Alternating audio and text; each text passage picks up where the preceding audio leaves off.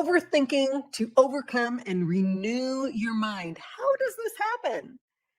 We get to choose the repetitions we want to think about over and over again so we can have a happier life. Don't you want to experience that now? What do we need to do? Well, in Romans 12, it says, do not be conformed to this world. What does that mean? The world system, the world language, the enemy, the fallen world. We have things that come at us from the fallen world circumstances. We believe what we see, and faith tells us to believe in what we don't see. So when we don't conform to this world, we are redirecting to what faith says, and that is believing in what we don't see and practicing those things, but by transforming the renewing of your mind. Why do we got to renew our mind? Because back when we didn't know any better and we were growing up, we had these interpretations from the world, and unfortunately, the fallen world, the enemy has lied to us. But now we know that Jesus died for us and he made a way, and in that way, there's freedom and there is promises we get to stand on, we can be fixed on, and we just need to renew our subconscious brain back when there are a few negatives that we believed that are not true, but we didn't know that we needed to test to see if they were true. We get to now review them and kick them out. Or, as the word says, we get to, in 2 Corinthians, we get to take every thought captive to the obedience of Christ. So what does that look like to you? Well, I know I've always had this thing, take captive. How do you take captive? Well, when we know we're in a war and we're fighting against good and evil and the principalities of the enemy, it's not flesh and blood, it's not each other, but we are fighting against the enemy and his schemes. We get to take captive those because we know the promises of God. We know who we are. We're fixed on that. And when we know those things, it is easy to kick out the schemes of the enemy. So in Colossians 3, it says, set your mind on things above. Set your mind on things that are above. Those are the things that we know that Jesus said he gives us. Those are the identity that we get to proclaim our Lord and Savior as a loving God, a caring God, a forgiving God, a grace-giving God, a merciful God, a God that is cheering us on, that loves us so much more than we sometimes know, because the enemy has lied to us, either by just placing things from the world system as importance to us, or it could be by what somebody else said. You know, if he can't get to us, he'll use another person. So always know whatever another person says is telling you their interpretations of the world. It is never your value. And in Proverbs 23:7, it says, for as a man thinketh in his heart, so is he. So that is the way God created our brain to work. What we think on, what we repeat, is what we are, what we experience, the results, the emotions, the actions that we take from those things. So we get to look at what we have interpreted. So many things are great. So many things are great. But the enemy, he puts different things on all of us. We all have a different temptation to take us away from the promises that God has for us, that are ours, that are a gift. We just need to acknowledge them as ours, and with the help of the Holy Spirit, renew our mind, partner with the Holy Spirit. It says, grace and peace is yours through the knowledge of our God, the knowledge of knowing who he is and what he has provided for us. And unfortunately, because we believe and we react and we interpret from the thoughts we think most often, we need to analyze some of them. When we have the emotions and the responses that we don't want, we get to look at them. Let me tell you a little bit about a fact that I think is going to help you in knowledge of how God created our brain to work. And then we can use the knowledge of his promises and his identity in himself, in God, the Father, the Son, and the Holy Spirit, and then the identity that we get to claim as ours from Christ. So have you ever noticed your mind drifting to worries? This has happened to me, and it has been happening to me occasionally here at night when I wake up in the middle of the night.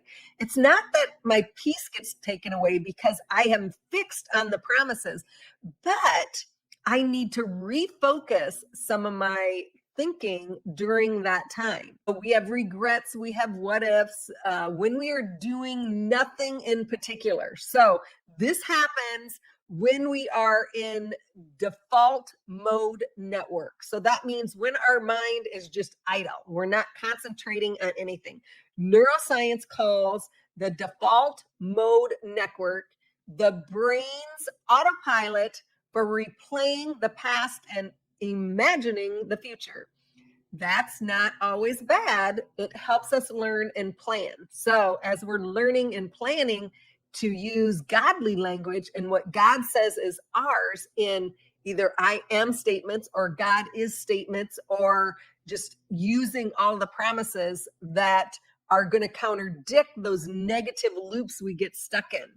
But when it runs on negative loops, it becomes rumination and steals our Jesus intended peace. The good news is you can change it.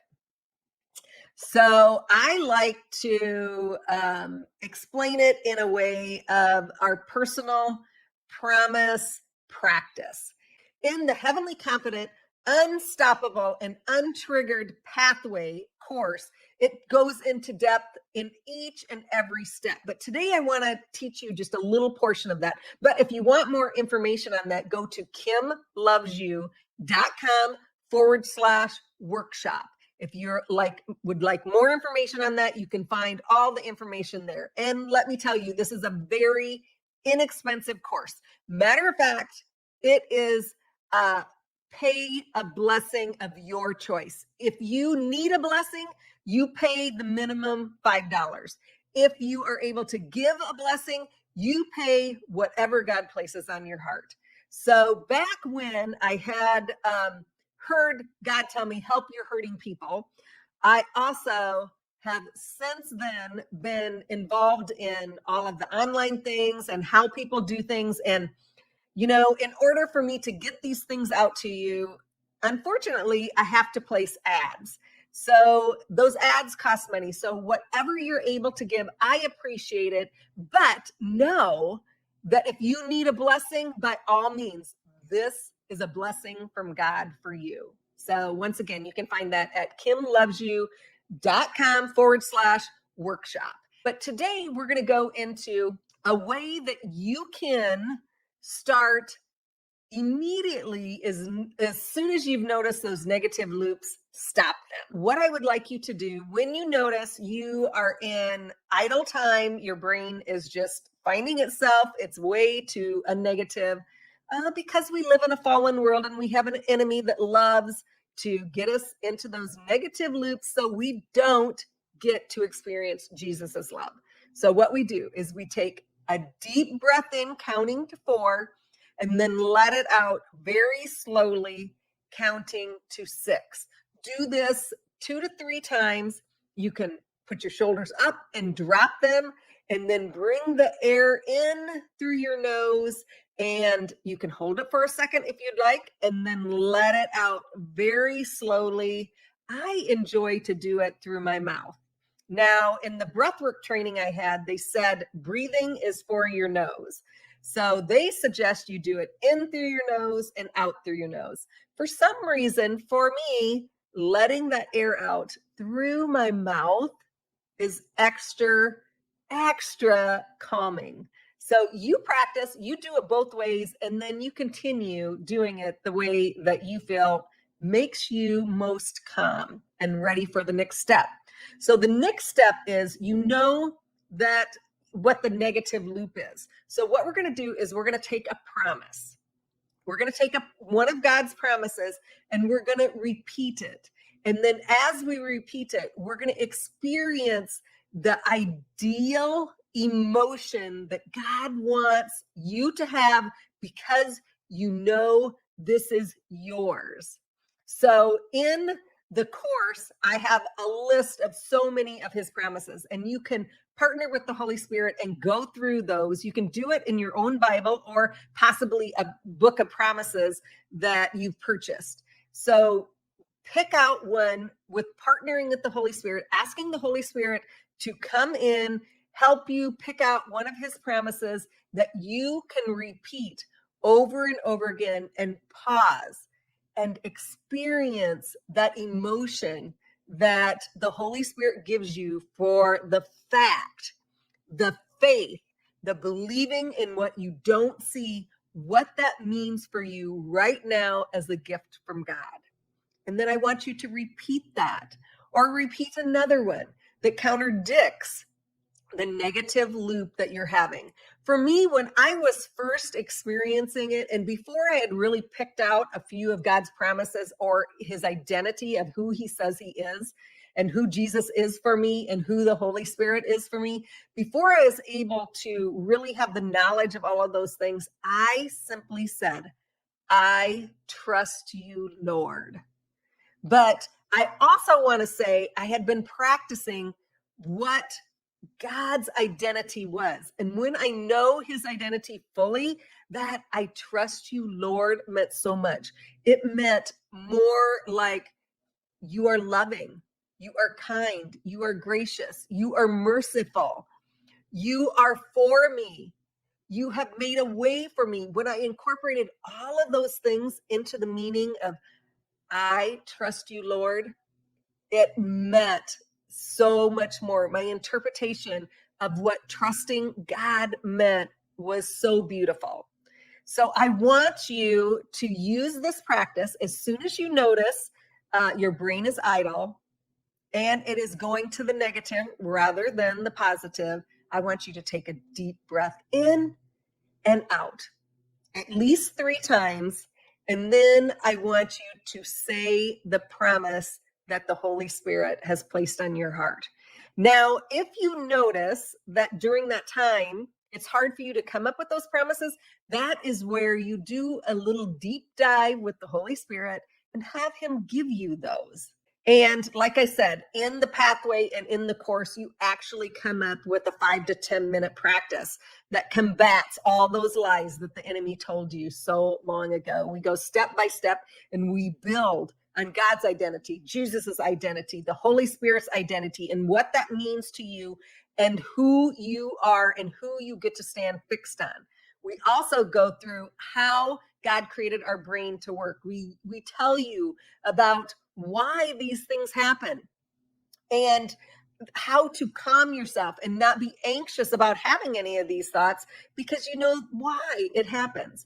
Just like right now when we go into idle or we're not thinking purposely and striving to try to do something, we can go into the default mode network, which is just playing out some old past interpretations.